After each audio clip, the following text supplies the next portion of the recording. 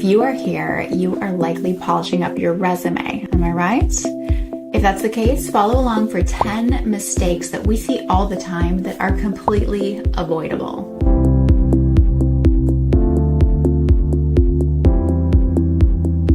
Disclaimer, all of these tips are for resumes within the United States.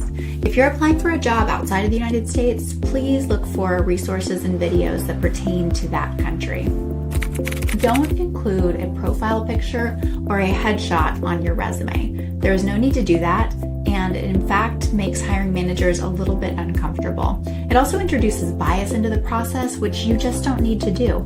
So keep a nice clean resume, no profile picture, and you'll be golden. And if you do have a great headshot, make sure you put it on your LinkedIn profile.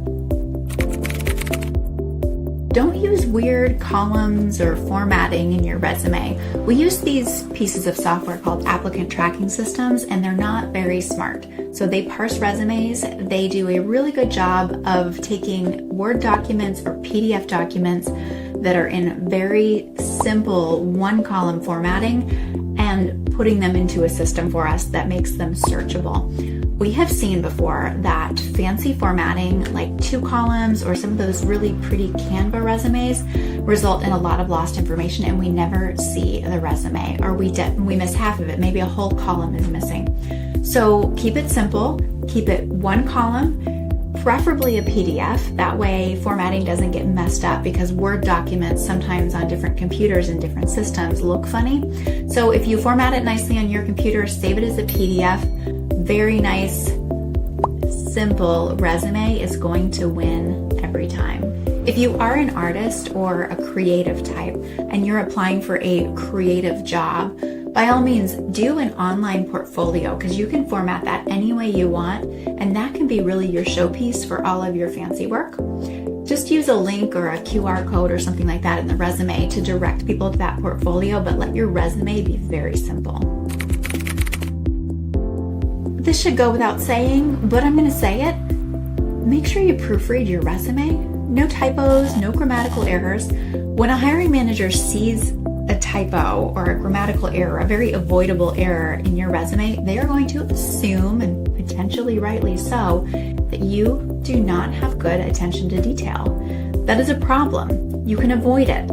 Get a friend to help you proofread your resume, read it out loud, do something. Don't let typos slip through into your resume. Don't use weird bullet points in your resume. Use plain, simple bullets, not stars, not arrows, not check marks, nothing fancy like that. You will break our applicant tracking system. It just doesn't look professional. So if we end up trying to search for you in the future, or your keywords, your skill set in the future, sometimes it comes out as like a funny character with this skill, and we'll never find you again. So that's kind of shooting yourself in the foot for the future. But more importantly, well, I guess that's pretty important, but also importantly, similarly importantly, hiring managers really want to see you as a professional member of their team, and those check marks and stars and hearts and arrows and things like that, they just don't convey the right message. Make sure that you are not using an unprofessional email address. It goes right at the top of the resume. It's like one of the first things we see. It doesn't look great if it is, your college lovedogs95@yahoo.com. It's kind of about appearances, but it's also practical, right? So if you have a dedicated email address for your job search and for professional emails, then you're less likely to miss something really important from our team, like an invitation to have an interview. That's a great thing, right? So have a nice dedicated email inbox for professional use with a nice professional email address, preferably something around your name, and you will definitely do a little bit better than that college email address that's just not going to paint you in the best light. Don't overshare your personal information. Again, this is a United States specific thing. I realize that in other countries, there's a lot of different advice around this. Here in the United States, there are a lot of laws about how we can hire, what we can know about a candidate. We essentially don't need to know anything that does not directly pertain to the job. your marital status, your age, your family details, your religion, none of those things need to go on a resume because they have nothing to do with your ability to perform the job. And they may introduce bias into the process, which we don't want. So leave all of those off. Just keep it strictly to your professional details. And then if you do want to include an extracurriculars section, put it at the bottom and make it very generic. Also, along those same lines, every once in a while, we will get a candidate who puts very sensitive information like a date of birth and social security number on their resume. That has no place on a resume. We don't want that information. We can't have that information. We are not set up to accommodate that information. So please do not put that on a resume ever. Number 7, this one is a bit controversial. You will hear a lot of different opinions on this. You don't need to take my word for it. You can do whatever feels right to you. Objective statements.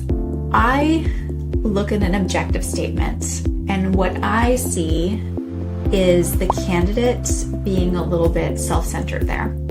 Again, this is going to be a controversial one. If you don't agree, write in the comments why you love objective statements. For me, when I see a candidate saying, I want XYZ, it maybe indicates they're not as much of a team player. So it could hurt you and it doesn't really help you. So what I advise instead is that you do a little bit different. You do a headline that really highlights who you are and why you belong in the organization. So this could be very simple. It could be, for me, I'm a biochemist, right? So I could say, I love proteins and I am curious about how they fit into our environment and to disease processes. So this is showing a potential employer, and of course I would tailor this headline for the job I am applying for, right?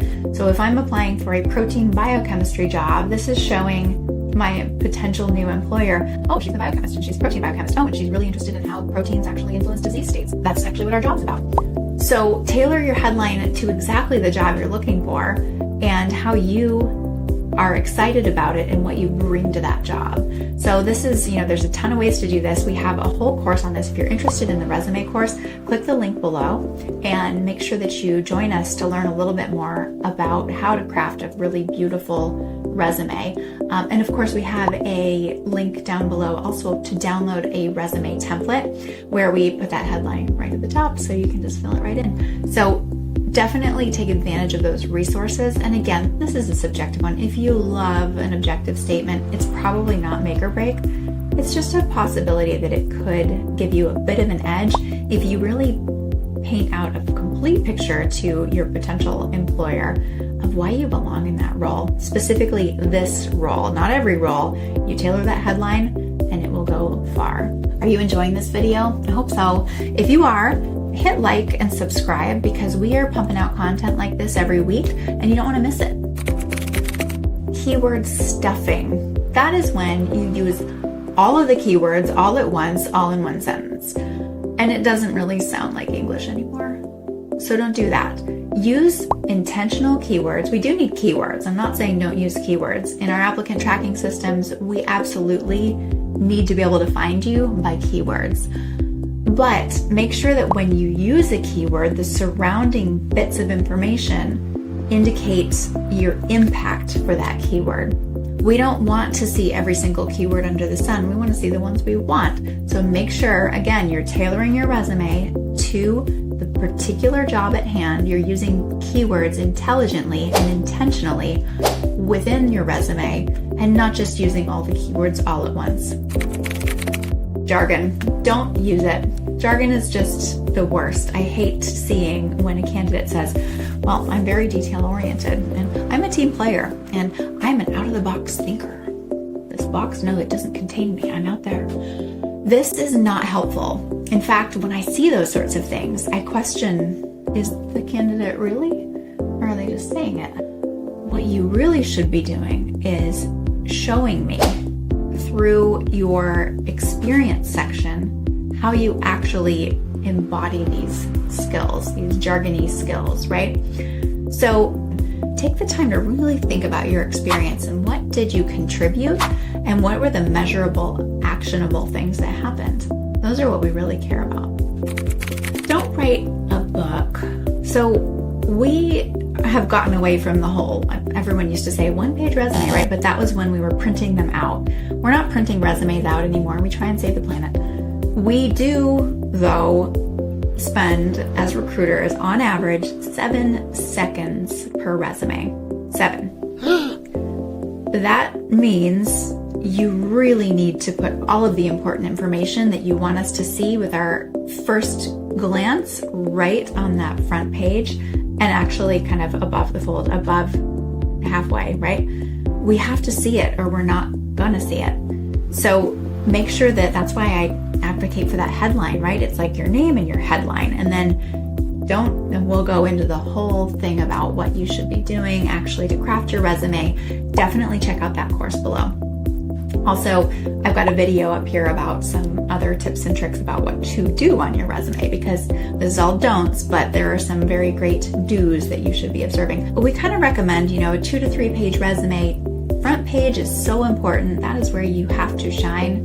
The rest of the pages are supporting documentation. So that's where you really do need to learn how to distill that information. It's not a book. It is a short document where the first page is probably the most looked at, the most important page, and the other couple of pages, 1 or 2 at max, really support that first page with examples, with meaningful examples and actual real world scenarios where you made an impact.